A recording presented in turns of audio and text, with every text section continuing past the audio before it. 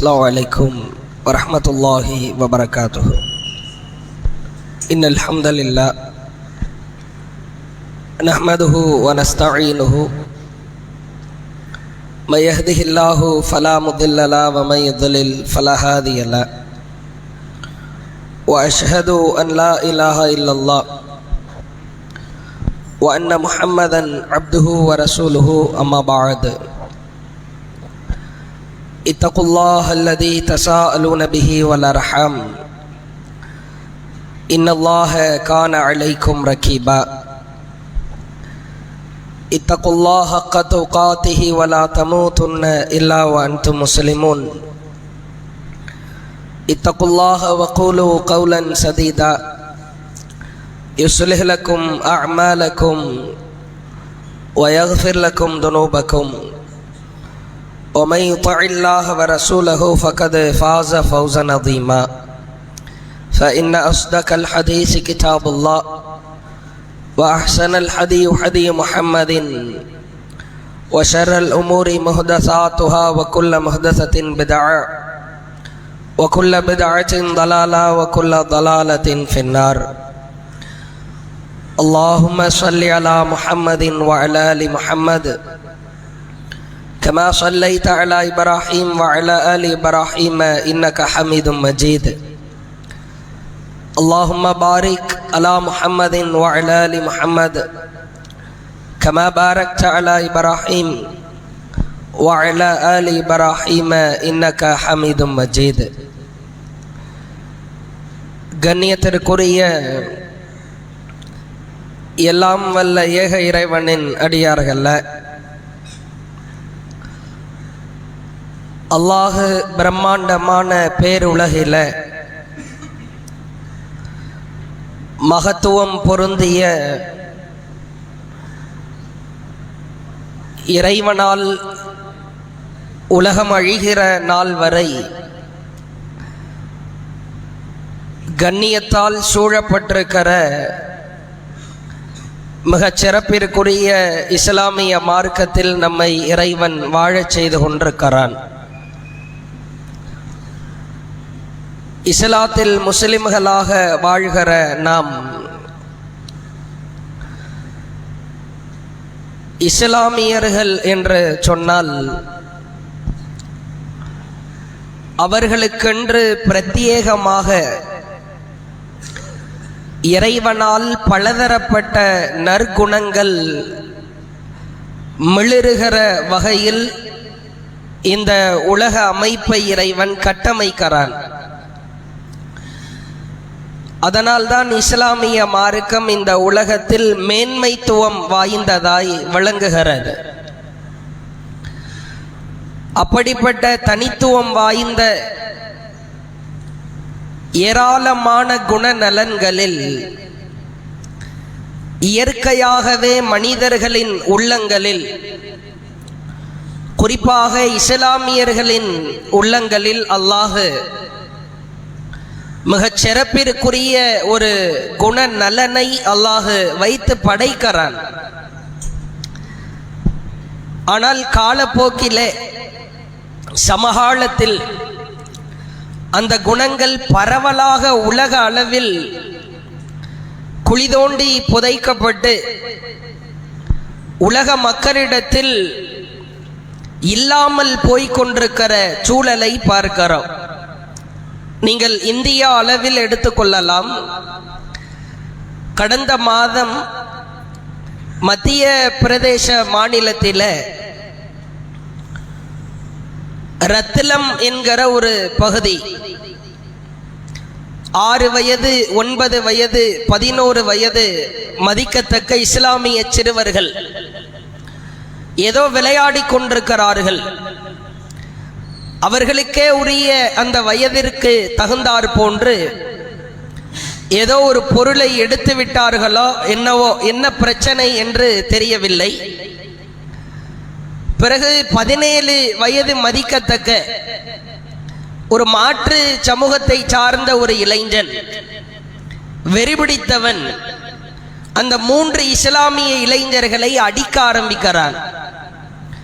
ஒரு கட்டத்தில் அடி விழுகிற பொழுது அல்லாஹு அக்பர் என்று அல்லாஹ் அல்லாஹ் என்று அந்த இஸ்லாமிய சிறுவன் குரல் எழுப்புகிற நேரத்தில் கால்களில் இருக்கிற செருப்பை கழட்டி அந்த இஸ்லாமிய இளைஞனை அடிக்கிறான். அப்படி கைகளிலே அடிக்கிற பொழுது சதைகள் கிழிந்து இரத்தம் ஓடுகிறது. மீண்டும் அடிக்கிறான். அல்லாஹ் அல்லாஹ் சொல்லாத தன் கடவுளுடைய பெயரை சொல்லி, அது நமக்கெல்லாம் தெரியும், சங்கிகள் பயன்படுத்துகிற ஒரு வார்த்தை. அந்த ஒரு கடவுள் பெயரை சொல்லி இந்த பெயரை சொல், இந்த பெயரை சொல் என்று அடிக்கிறான். உலகமே மௌனம் காக்கிற. அதே போன்று நீங்கள் பார்க்கலாம், கிட்டத்தட்ட 450 ஆண்டுகள் 500 ஆண்டுகள் பழமை வாய்ந்த இஸ்லாமிய பள்ளிவாசல்களை எல்லாம் இடிக்கிறார்கள். பெருங்கொண்ட ஒரு கூட்டம் அமைதி காக்கிற, மௌனம் காக்கிறார்கள். யாரும் குரல் எழுப்புவதில்லை. இந்தியாவிலே ஒரு குறிப்பிட்ட மாநிலம், அங்கே சிறுபான்மையின மக்கள் வாழ்ந்து கொண்டிருக்கிற பொழுது அந்த பெண்களை எல்லாம் நிர்வாணப்படுத்தி கொடுமைப்படுத்துகிறார்கள், மௌனம் காக்கிறார்கள். பெருங்கொண்ட கூட்டம் மௌனம் காக்கிறது, வாய் திறக்க மறுக்கிறார்கள். இப்படி வாய் திறக்க மறுப்பது என்பது மற்றவனிடத்தில் எப்படி பெருமளவில் போய்கொண்டே இருக்கிறதா, அதே போன்று ஒரு தீமையை கண்டால் அந்த இடத்தில் சீற்றப்பட ஆள் இல்லை என்கிற பொழுது ஏதோ ஒரு பெரும் கடுமையான ஒரு பாதிப்பை நோக்கி உலகம் பயணித்துக் கொண்டிருக்கிறது என்று நாம் விளங்கி வைத்துக் கொள்ள வேண்டும். இதை நான் பொதுவாய் சொல்லுகிறேன். இஸ்லாமிய வட்டத்தை நீங்கள் எடுத்து பாருங்கள். கடந்த மாதத்திலே ஹவுசமுர் ரியாத் 2024 என்கிற பெயரில் ரியாது கண்காட்சி 2024 சவுதியிலே உலக பிரபல்யமான ஒரு பாடகியை அழைத்து வருகிறார்கள். இவள் ஆடை அணிந்திருக்கிறாளா இல்லையா, இதற்கு பெயர் ஆடை என்று சொல்ல முடியுமா என்று சந்தேகிக்கிற வகையில் 2 ஒட்டு துணியை ஆடையாய் அணிந்து பாடலை பாட ஆரம்பிக்கிறாள். கேவலத்திலும் கேவலம், மனவேதனையின் உச்சம். ஒவ்வொரு இஸ்லாமியர்களுடைய இலக்கு அந்த காபாவை தவாப் செய்ய வேண்டும் என்பதுதான். முதல் முறையாக காபத்துல்லாஹ்வை சந்திக்கிற ஒருவருக்கு தன்னை அறியாமலேயே கண்களில் இருந்து கண்ணீர் கொட்டும். அனுபவபூர்வமாய் உணர்ந்திருக்கிறோம். ரியாது பகுதியில காபா போன்ற ஒரு தோற்றத்தை கட்டமைத்து கண்காட்சியில் நாம் எந்த காபாவை சுற்றுகிற பொழுது துஆ செய்கிறோமோ, அல்லாஹ்விடத்திலே இஸ்திக்பார் தேடுகிறோமோ, அதே காபாவை சதுர வடிவிலே உருவாக்கி வெளியே இருந்து பார்த்தால் உள்ளே தெரிகிற வகையில் ஒரு ஃபிகர் அமைப்பை ஒன்றை ஏற்படுத்துகிறார்கள். சுப்ஹானல்லாஹ். அந்த உட்புற பகுதியில் சில பேர் நடனமாடி கொண்டிருக்கிறார்கள். வேதனை. எந்த சவுதியிலே, மக்காவிலே, மதீனாவிலே, அந்த அரேபிய பிரதேசத்தில் மதுவை ஒழித்து கட்டினார்களா அல்லாஹ்வின் தூதர், அந்த பகுதியில் மது தாறுமாறாய் பரிமாறப்படுகிறது. விபச்சாரம் செய்தால் கல்லறி தண்டனை என்று சொன்னார்களா, அது இப்பொழுது தனிப்பட்ட வகையிலே பரிமாறப்படுகிறது. இந்த அறச்சீற்றம் என்பார்கள் தமிழிலே. சுத்தமான தமிழிலே சொல்வதாக இருந்தால் அறச்சீற்றம். அறம் புதைக்கப்படுகிற பொழுது, நீதி தவறப்படுகிற பொழுது அங்கே ஒரு கூட்டம் மௌனம் காத்தால் அல்லாஹ்வின் கோப பார்வை இறங்க போகிறது என்ற அர்த்தம். இது உலக அளவிலே நீங்கள் எடுத்துக்கொள்ளலாம். பொதுவாக ஒரு ஊர் அளவிலும் அப்படித்தான். இஸ்லாமியர்களுக்கு இறைவன் இயற்கையாகவே விதித்திருக்கிற, விதைத்திருக்கிற ஒரு அற்புதமான குணம், ஒரு அற்புதமான குணம்.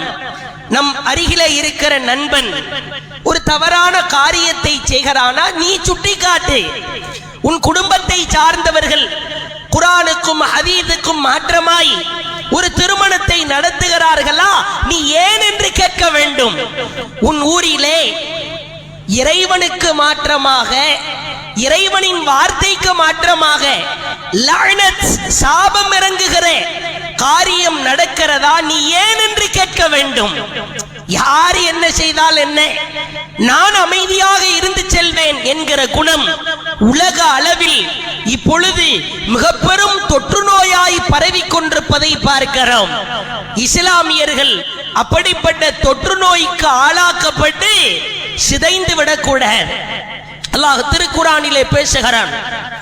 சூரா மாயிதா 5வது அத்தியாயம் 105வது வசனம், அற்புதமான வசனம். அல்லாஹ் பேசுகிறான், யா அய்யுஹல்லதீன ஆமனு, ஈமான் கொண்டவர்களே, அலைக்கும் அன்ஃபுஸக்கும், உங்களை நீங்களே பரிசோதனை செய்து பாருங்கள்.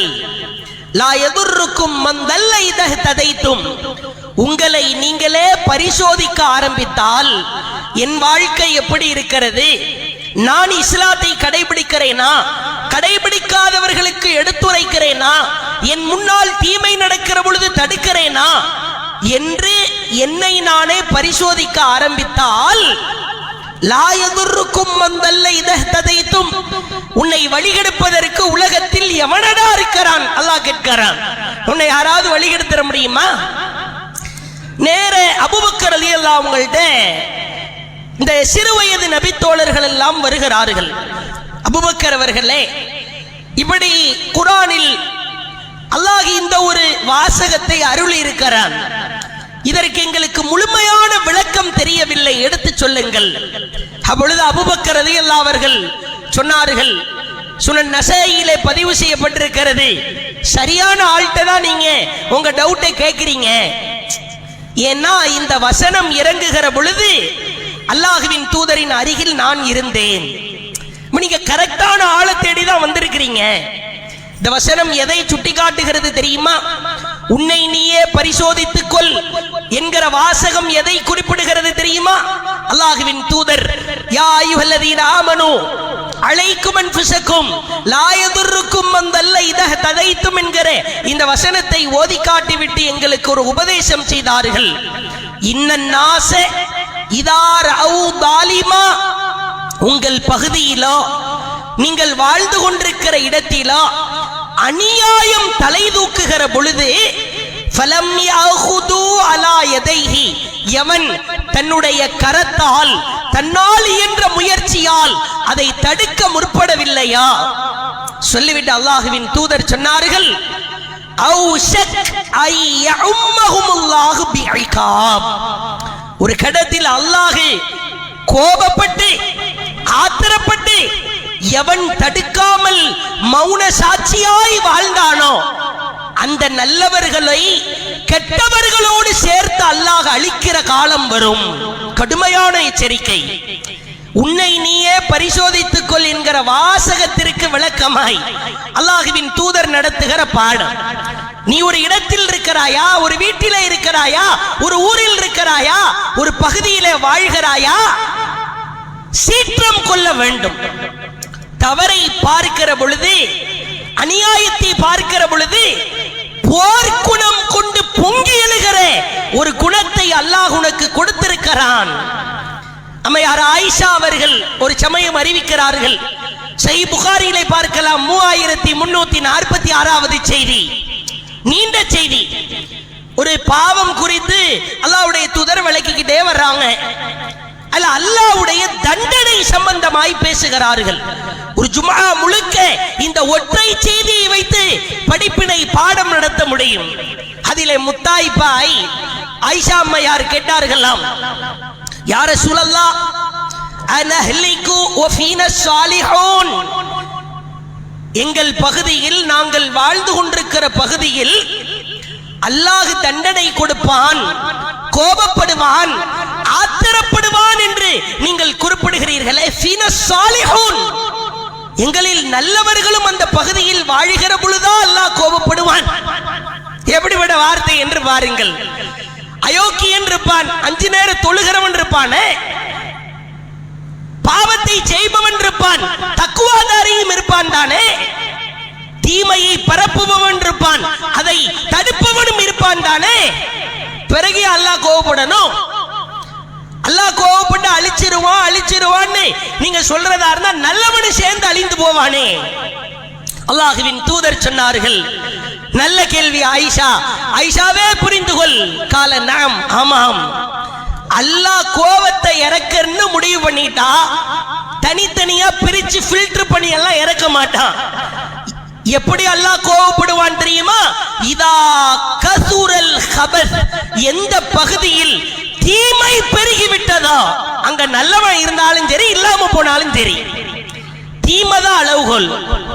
நீ நல்லவனா இருந்தாய், அந்த தீமையை தடுக்க பாடுபட்டாயா? உன் வீட்டிலே தடுத்தாயா? சீற்றம் கொண்டாயா? தீமை பெருகிவிட்டால் அல்லாஹ்வின் அழிவு உறுதியாகிவிடும். எப்படிப்பட்ட எச்சரிக்கை என்று பாருங்கள். பயமா இருக்கிறது. ஏன் வாய்மூடி இருக்கிறோம்? 5 இளைஞன் நிற்கிறான், 4 நபர்கள் சும்மா நிற்கிறான், இருவன் சிகரெட் பிடிக்கிறான். நல்லவன் தடுக்கிறானா? அல்லது அந்த சபையை விட்டு ஓடி விடுகிறாயா? ஒரு குடும்பம், தௌஹீது குடும்பமும் இருக்கிறது. வரதட்சணை வாங்கி சீர்வரிசை வாங்கி பெண் வீட்டில விருந்து போடுகிற இரத்தமந்த உறவினரும் இருக்கிறார். சொல்வதற்கு தயங்குகிறார். மௌனமாய் இருந்து வாழ்வதை விட நீ வாழாமல் இருப்பது சிறந்தது என்பது இஸ்லாத்தின் அளவுகோல். இயற்கையாக அல்லாஹ் உள்ளத்திலே விதித்திருக்கிற ஒரு குணம், சீற்றம் கொள்கிற குணம். அற்புதமான சம்பவம் நீங்கள் பார்க்கலாம். சூரா கஹஃப் 18வது அத்தியாயம். ஒரு 2 பக்க அளவிற்கு அல்லாஹ் ஒரு அற்புதமான வரலாற்றை சொல்கிறார். நீண்ட செய்தி சுருக்கமாய் சொல்கிறேன். ஹலிர் என்கிற ஒரு நல்ல மனிதர், ஹலிர் என்று ஹதீஸ்களிலே பதிவு செய்யப்பட்டிருக்கிறது. இவங்க ஒரு பகுதியில வாழ்ந்து கொண்டிருக்கிறார்கள். மூசா அலைஹிஸ்ஸலாம் வேறொரு பகுதியில் இருக்கிறார். மூசா அலைஹிஸ்ஸலாம் சபையில இருக்கிற பொழுது மூசா அலைஹிஸ்ஸலாம் இடத்திலே கேட்கப்பட்டது, உலகத்திலேயே அதிகம் அறிந்தவர் யார்? என்ன சொல்லி இருக்கணும்? அவங்க அல்லாஹ்னு சொல்லி இருக்கணும். பாய் தவறி தெரியாம டங்கு ஸ்லிப் ஆகி நான் தான் சொல்லிட்டாங்க. ஏன்னா நபிமார்கள் ஏதேனும் சிறு தவறுகள் செய்தால் அது திட்டமிட்டு செய்ய மாட்டார்கள், தெரியாம செய்யறது தான். அப்படித்தான் நம்பிக்கை கொள்ள வேண்டும். உடனே அல்லாஹ் சற்று கோபப்பட்டு, இப்படி ஒரு கடல் ஓர பகுதியில ஒரு தீவு ஒன்று இருக்கிறது, அங்கே ஒரு மனிதர் இருப்பார், அவர் உனக்கு சில பாடம் நடத்துவார் என்று அல்லாஹ் அனுப்பி வைக்கிறான். நமக்கெல்லாம் தெரியும். இப்ப பார்க்கிறாங்க, ஹலிரை சந்திக்கிறார்கள், அஸ்ஸலாமு அலைக்கும் என்கிறார்கள். என்ன இஸ்லாமிய முகமதாக இருக்கிறது, நீங்கள் யார்? நான் தான் இஸ்ரவேல் சமூகத்திற்கு அனுப்பப்பட்ட மூசா. எதுக்கு நீங்க வந்திருக்கிறீங்க? இப்படி உங்ககிட்ட சில பாடத்தை படிப்பதற்காக வந்திருக்கிறேன். அப்ப அவர் போட்ட முதல் ரூல், நான் உங்களிடத்தில் சில விஷயத்தை கற்றுக் கொடுப்பதாக இருந்தால் உங்களால பொறுமையா இருக்க முடியாது. இன்னக்கலன் தஸ்ததிஅ மஇய ஸப்ரா, என் கூட வர்றதா இருந்தா பொறுமை ரொம்ப அவசியம். அது உங்களுக்கு கிட்ட இல்ல, வேணாம், நம்ம 2 பேரும் சேர வேணான்ற. இல்ல கண்டிப்பா நான் பொறுமையா இருப்பேன். ஆசிரியர் ஒரு ரூல் போடுகிறார். சரி, என் கூட வர்றதா இருந்தா நானாக எதையும் ஒரு காரியத்தை செய்து அதற்கு விளக்கம் சொல்லாத வரைக்கும் வாய் திறக்க கூடாது. ஓகேவா? அப்படி ஒருவேளை ஏன் செய்கிறீர்கள், எதுக்கு செய்றீங்கன்னு கேட்டா பிரிச்சு விட்டுருவேன், அதுக்கப்புறம் உன்னை கூட்டு போக மாட்டேன்னு ஒரு ரூல் ஒன்றை போடுகிறார். மாணவர் மூசா, ஆசிரியர் ஹலிர். சரி, நீங்க என்ன செஞ்சாலும் கேட்க மாட்டேன். இருவரும் ஏறி ஒரு கப்பலிலே அமர்கிறார்கள். சிறிது தூரம் செல்கிறது. கப்பலை கொஞ்சம் ஓரப்பகுதியிலே துளை ஒன்றை போடுகிறார் ஹில்ர் அவர்கள். இப்பொழுது ரூல் என்ன? வாய் திறக்க கூட. இவரை அறியாமலேயே உள்ளத்தில் இருந்து வருகிறது, காலா ஹரக்தஹாலி துக்ரிக அஹ்லஹா லகத் ஜிஅத ஷையன் இம்ரா. நல்ல கப்பலை போய் தொலை போடுறீங்களே, நம்மளை கவுத்தி விடுறதுக்கு இந்த வேலையெல்லாம் பாக்குறீங்களா? பயங்கரமான காரியத்தை பண்ணீங்களே. இப்ப ஆசிரியர் நினைவுபடுத்துகிறார், நான் என்ன சொன்னேன்? இன்னக்கலன் தஸ்ததிஅ மஇய ஸப்ரா, உன்னால பொறுமையா இருக்க முடியாதுன்னு சொன்னேன்ல. ஐயோ ஆமா, ரூல்ஸ் ஒண்ணு போட்டீங்க, இன்னும் வாய் திறக்க மாட்டேன். சிறிது தூரம் செல்கிறார்கள். ஒரு இளைஞன் விளையாடி கொண்டிருக்கிறான். அந்த இளைஞனை அல்லாஹ்வின் அனுமதிப்படி கழுத்து நெரிக்கப்பட்டு அவரை கத்ல் செய்ய வேண்டும் என்பது ஹலிருக்கு போடப்பட்ட நிபந்தனை. கத்ல் செய்கிறார். பொங்குகிறார் மூசா. அகதல்த நஃப்ஸன் ஸகியத்தம் பிகைரி நஃப்ஸ், பரிசுத்தமான ஒரு ஆத்மாவை போயிட்டு கொன்னுட்டீங்களே, லக்கது ஜிஅத ஷையன் நுக்ரா, இது மோசமான காரியமா தெரியலையா? ஒண்ணுமே சொல்லல ஆசிரியர் ஹலிர். நான் என்ன சொன்னேன்? இன்னக்கலன் தஸ்தத்திய மைய சபரா, உன்னால பொறுமையா இருக்க முடியாதுன்னு சொன்னேன்ல, இனிமே ஏதாவது வாய் திறந்தா பிரிச்சு விட்டுருவன்ற. இல்ல இல்ல, இனிமே வாயே திறக்க மாட்டேன். பயங்கரமான எச்சரிக்கை இதுதான். பிறகு மூன்றாவதாக ஒரு இடத்துக்கு போறாங்க, உணவு கேட்கிறாங்க, அங்க உணவு கொடுக்கல.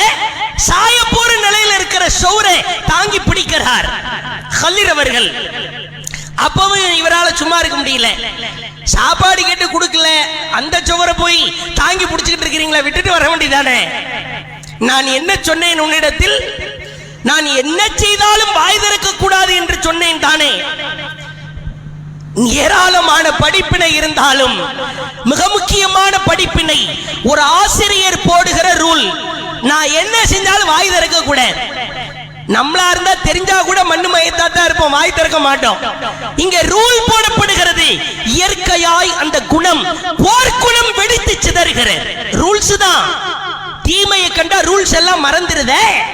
பிறகு விளக்குகிறார். கப்பலை ஏன் தொலை போட்டன் தெரியுமா?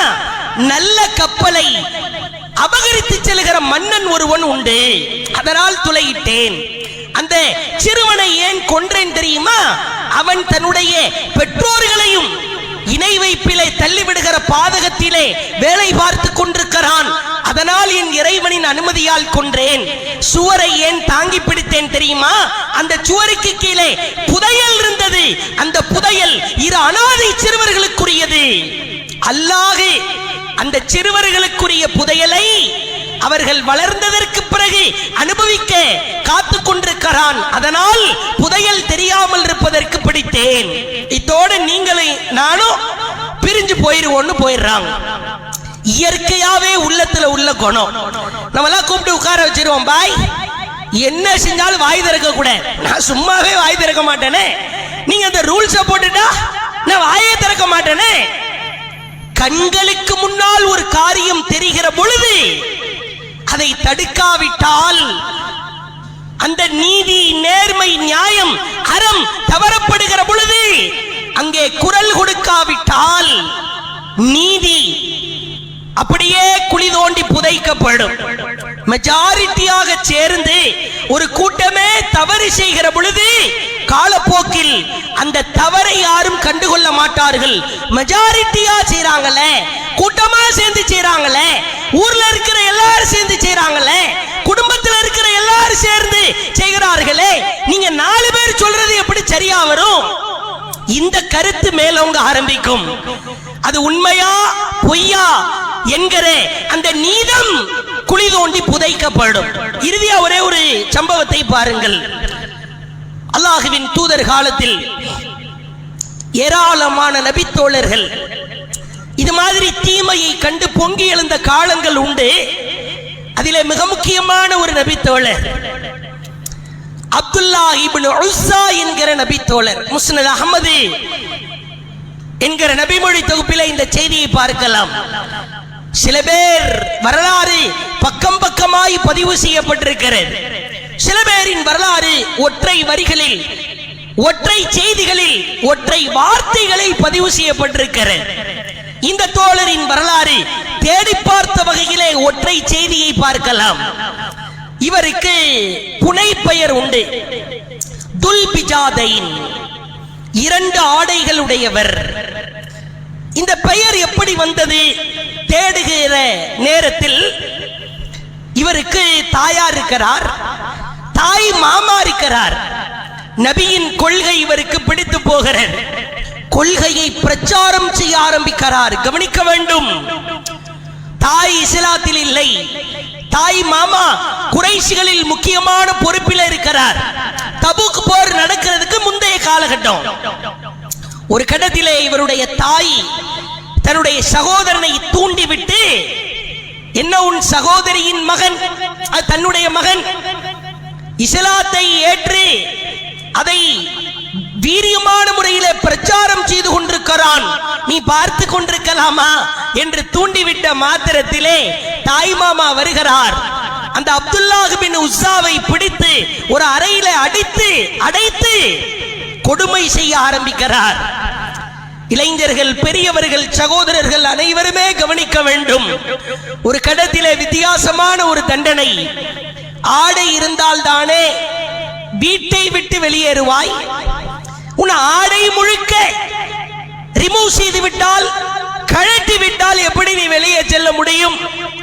அறையிலே நிர்வாணப்படுத்தப்படுகிறார். கொடுமையிலும் கொடுமை. ஒரு கட்டத்தில் நிர்வாணப்படுத்தப்பட்ட அறையிலே தனியாய் அழுது கொண்டிருக்கிற நேரத்தில் சிறிது நாட்கள் செல்லுகிறது, நிர்வாணமாவே செல்லுகிறேன். அணிந்திருக்கிற ஆடை, பயன்படுத்துகிற ஆடை, அனைத்து ஆடைகளையும் தாய் மாமா எடுத்து செல்கிறார். இவர் அழுவதை பார்த்து, கதறுவதை பார்த்து பெண்ணாயிருக்கிற அந்த தாய் அருகிலே வந்து தன்னுடைய பெண்கள் அணிகிற ஆடையாக இருக்கிற அந்த ஆடையை கொடுத்து, இதை அணிந்து கொள், நீ எந்த மார்க்கத்தை விரும்புகிறாயோ அங்கே செல், இங்கே இருந்தால் உன் மாமா கொன்று விடுவார் என்று சொல்லி பெண்ணின் ஆடை கொடுக்கப்படுகிறது. அதை இரண்டாய் கிழித்து மேலாடை ஒன்று, கீழாடை ஒன்று, இரண்டு ஆடை. இதனால் தான் அவருக்கு வரலாற்றிலே துல் பிஜாதைன் என்கிற பெயர் வந்தது. பெண்கள் அணிகிற ஆடை. இதான் சம்பவம், வாழ்ந்த சம்பவம். பிறகு பாருங்கள், தபூக் யுத்தக்களத்திலே கலந்து கொள்கிறார், கொல்லவும் படுகிறார்.